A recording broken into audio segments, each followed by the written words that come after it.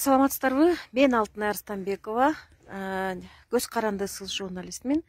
Facebook'a түз эфирге чыгып, Нарын областынын Жумгал районундагы адам өлтүрүү фактысы боюнча түз эфирде иликтөөгө келгенмин. Өзүбүздүн иликтөөбүздү жүргүзгөнү келгенбиз. Бирок деген интернет байланыштын начардыгынан улам түз эфир үзүлө бергенине байланыштуу мен ушул камерага тартып, анан кайра ушул Facebook'a жайгаштырайын деп чечтим. Менин артымдагы үйдө 7 жылдан бери Кенжебек Венера деген келинчегим менен 7 жылдан бери ушул жерде очор бачар үйлүү болуп, момундай кылып жайыт бар экен, жакшынакай ушул жайытта мал жайып, мал күтүп жашап жүрүшкөн экен. Анан кийин 8 август күнү 2020 жылы ушул өзүнүн эле айылдашы Догдурбек деген киши менен араздашып урушуп кетип, анан кийин деген алар аркасынан Догдурбек баласы менен 17 жаштагы баласы менен Кенжебектин аркасына чейин жүгүрүп келип үйүнө, мына менин артымда турган үйгө чейин келип, ушул жерден Венера, Кенжебектин аялы Венера бычак сайып каза болгон фактысы менен милиция тергөө жүргүзгөнү менен Нарын райондук ички иштер бөлүмү эмнегедир иш козгобой койгон. Анан кийин деген 2 ай ичинде козголуш керек мыйзам чегинде. Анан Нарын райондук милиция кызматкерлери иш козгой албай койгонбу, козгобой коюшканбы, баш тартканбы белгисиз. Аны дагы адвокаттан тактап азыр сурайбыз. Анан Нарын областтык ички иштер башкармалыгына өткөрүп беришет. Нарын областтык ички иштер башкармалыгынын тергөөчүсү азыр деген ушул жана адвокаттын, Кенжебектин бир туугандарынын айтымында керектүү күбөлөрдү сурабай, керектүү күбөлөрдүн сөздөрүн берген көрсөтмөлөрүн кошпой, Кенжебекти адам өлтүргөн күнөөкөр кылып тергеп, ошол тергеген кагаздардын бардыгы Кенжебек күнөөлүү болуп калып атат да. Анан ошондой кылып туруп жазып, тергөө ишин ошондой кылып жазып, анан кийин деген жанагы Догдурбекти баласы менен баягы мал мүлкүн тартып алам деген күнөөнү коюшуп атат дагы. Ошондуктан баягы милиция мыйзам бузуп, тиги Догдурбек тарапка тартып атат деген жүйөлүү себептерди келтирип атышат. Азыр болсо деген мына ушул үйдү көрсөтүп коеюн. Ушул үйдө Кенжебек аялы менен 7 жыл жашашкан. Анан ошол 2020 жылдын 8 август күнү Кенжебектин аялы Венера каза болуп атат. Бычак сайып, бычактан жан берип атат. Бул жерде азыр деген неме ошол Догдурбек деген кишинин Кенжебекти кубалап кетип аткандагы көргөн аксакал бар. Саламатсызбы? Эми ошол 2020 жылдын 8 августунда көргөн окуяңызды кыскараак айтып берсеңиз. Ошол күнү эртең менен саат 9-тарда жумушка келатканбыз. Ошо жумушка келет, көчөнүн башына жумушка келетсек, анан көчөнүн башынан бул Кенжебек жолугуп калды. Кенжебек жолугуп калып, экөөбүз учурашып кандай деп анан ал жайды сурашып, жакшы, сен жакшы, мен жакшы болгондон кийин тараганбыз. Тарап мен бер жакта көчөнүн башында бир тууганымдан келип чай ичип, бир 10-15 мүнөттөй кармалып, анан кайра чыгып, кайра жол менен келесем, аркаман Кенжебек келип, ушундай ылдам басып, ороту кеткен, ылдам басып, башын жерге салып, ушунчалык ылдам басып кетти да, өтүп кетти. Жүгүргөн жок, ылдам басты. Жүгүргөн жок. Жүгүргөн катуу мындай бирдеме аттап басып кетип калды. Бирдеме келгем кандай ошо сураган жокмун эми тигинисине мунусуна кийлигише берип. Ооба. Анан кийин өтүп кеткенден кийин мен дагы келесем, ошондон бир 50 адам, 60-70 адам өткөндөн кийин аркаман кыйкырык чыкты.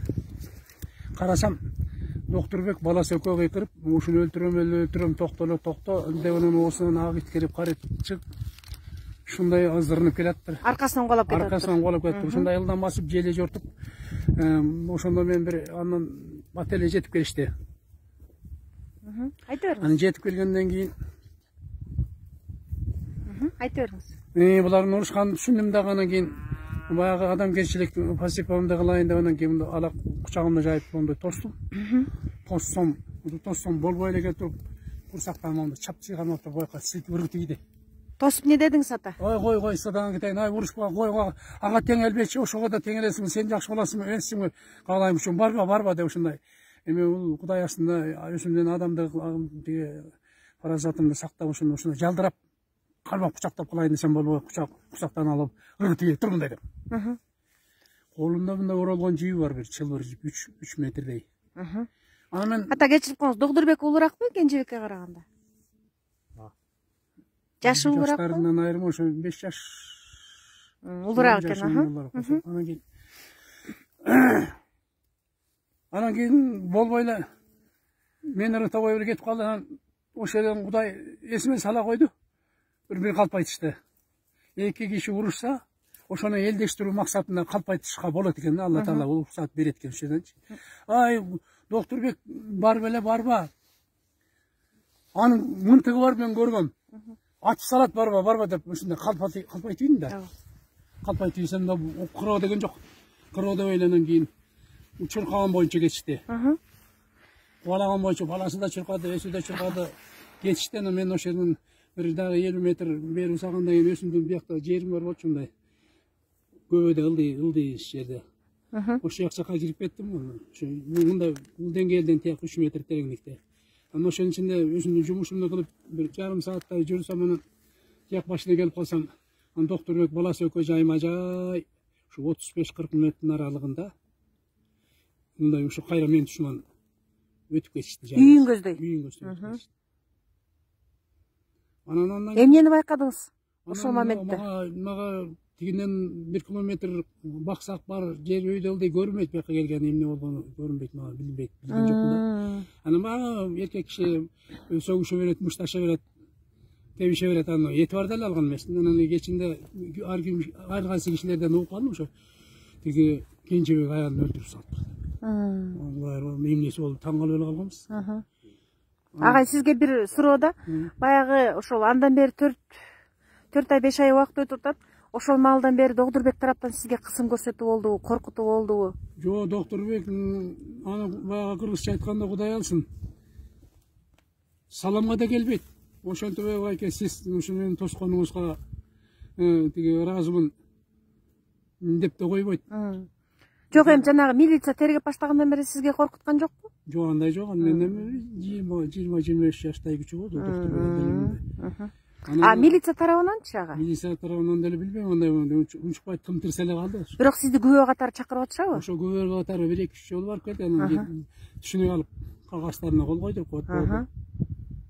Андан башка эч кимден коркутуу, кысым болгон жок. Андай жок. Анан тиги милициянын сиз кийин угуп калдыңызбы, ким өлтүргөнүн? Ким өлтүргөнүн анан Кенжебек өзү өлтүрүптүр деген эле сөздөрдү угуп калып атам. Анан кандай экен дегенде түшүнүп жокмун. Чындыгында Кенжебек келинчеги менен ынтымактуу жашап жүргөн эле көрчүбүз. Деле анын уруп коюптур, көп бала кылып коюптур, капа кылып коюптур деген деле кыяматты уккан эмеспиз. Экөөтү менен жомоктогудай эле ээрчишип эле жүрүшчү. Базарга бир барып, айылга бир барып, продуктусун алып келип, эле кээде жөө, кээде тиги эшек арабасы менен дегендей. Сен мен деп мындай келинчегин коркутат экен, урат экен, жаман кылат экен дегендей мындай эч кандай уккан эмесмин да, көргөн эмесмин. Сонун эле ичип жүрүшчү. Кийгизгенин кийгизип, ичигенин ичип дегендей жакшыраак эле жүрчү анан. Эмне болуп өлтүрүп салды, ошол түшүнүксүз. Мен деле түшүнбөйм, эл деле түшүнбөй атат деген. Сиздин калыс пикириңизге чоң рахмат агай.